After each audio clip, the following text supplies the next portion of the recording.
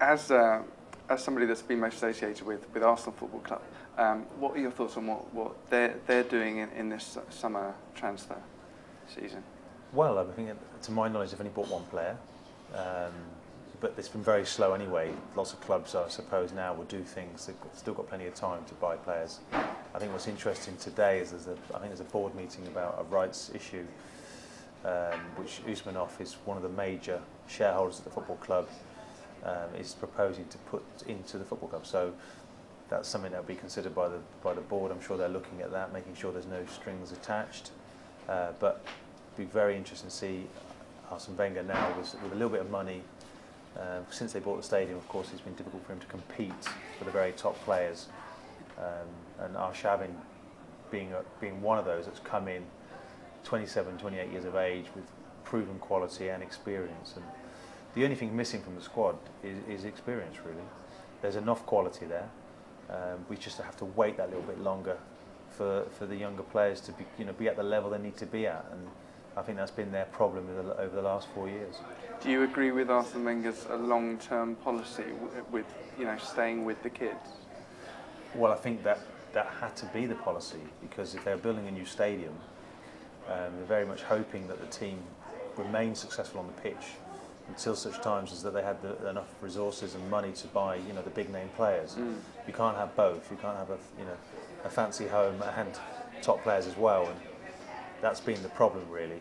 And I think perhaps Highbury hasn't, with the way that the economic climate is at the moment, I mean, perhaps they haven't sold what they wanted to do at Highbury. So cash is a problem, and of course if you've got to continue to fill this stadium every week. It's very difficult for the public to be able to pay these prices, because we're all in trouble, all in financial difficulties. So there's a balancing act for the club.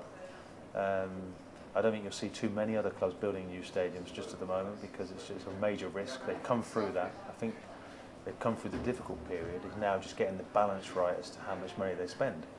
And Arsene Wenger is completely the right person to have that in his hands.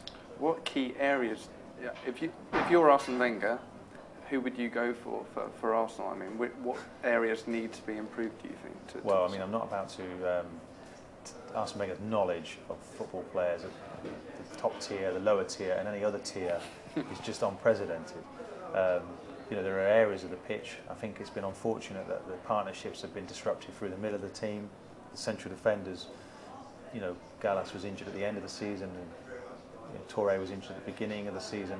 Fabregas was out for large periods, so again, difficult to find a partner for him in the midfield. Diaby often injured, Song coming in. So you're not really sure who the best 11 is. In an Arsenal successful teams in the past, you're pretty well certain of who the 11 or 12 are. So they need to pin down their best players.